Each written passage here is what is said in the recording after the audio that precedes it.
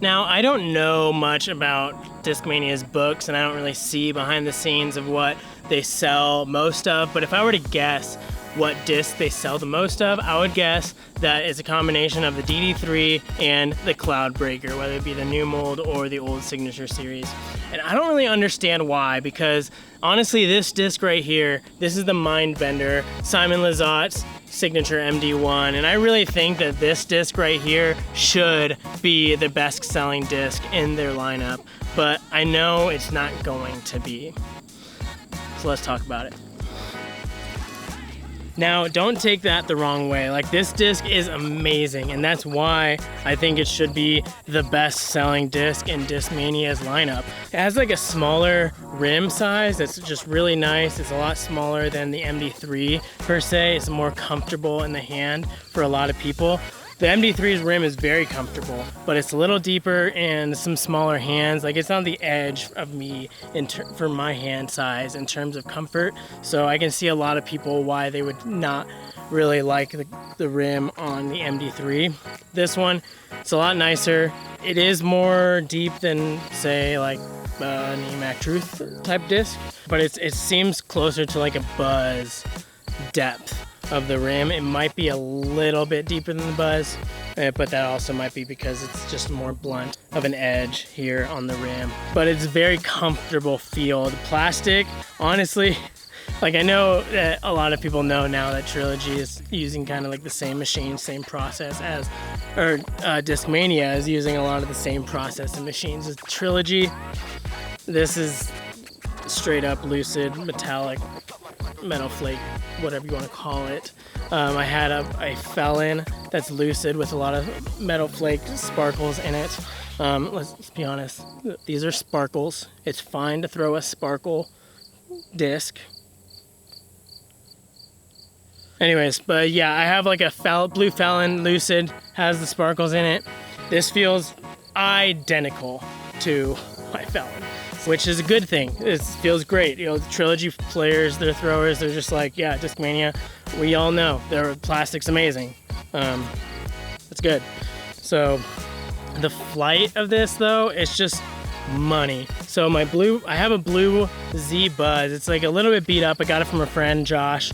Right away, this Buzzz is money. Just flips up nice for me. If I throw it flat, it'll turn, but it has a little bit of stability at the end to come out. It's exactly the same. Like, it just flips up, rides straight. If you throw it flat, it'll turn for you. It doesn't hold up to a wind. I threw it into a wind and it just turned over. It was gone. But honestly, like, this disc, that blue Buzzz is my go-to mid-range.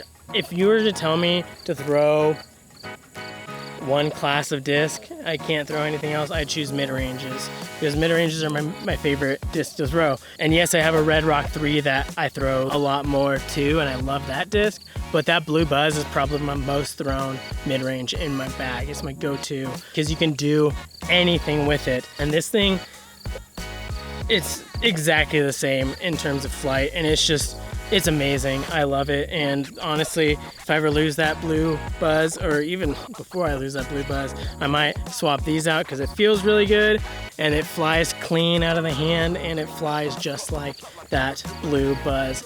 And honestly, a disc like this, anyone can use it. Like I said at the beginning of the video, Discmania's biggest selling disc is probably their Cloudbreaker disc. And it's a great disc. Don't get me wrong, but if you can't throw that over like 425, you're not getting the most out of that disc. Any person, anyone playing disc golf can take this disc and it'd be a great disc for them. This would probably be my #1 mid-range I'd recommend for beginners. Like, it might be a little stable for beginners, but it's gonna fly dead. It's gonna fly straight. I even threw this on a hole that's like, it was like, what, 230? So I threw this maybe 250, and it just dead straight. It even turned a little bit at 250 and landed right next to the basket. I always like to recommend discs for beginners that they would never grow out of, like this disc. beginners, they can get great use out of it. And then even Simon Lizotte, the 3-time Elite Series champion of this year, an MPO, he can throw this disc. Like, it's still usable for that disc, for that part of your game. Like, if you give a player a diamond, yes, it's great for them as a beginner. Once they learn how to throw decently at all, chucking that diamond and never using it again. They might give it to someone, another beginner to start out with, but they're not using diamonds anymore. You get a Mind Bender, MD1. MD1 could be in your bag your entire disc golf career, life, however long you play. Like this, I don't understand. These things should be the best-selling disc for Discmania because just about anybody can shred with this disc. It fits everyone's game. You can get the most out of this disc. You just gotta learn the disc, work it in your game, and just, I don't know. People just see the Cloudbreaker, and they're like, oh, big bad men who can throw really far can throw it, so I should be able to throw it, and I'll be better. And then they're just using a disc that they can't properly throw.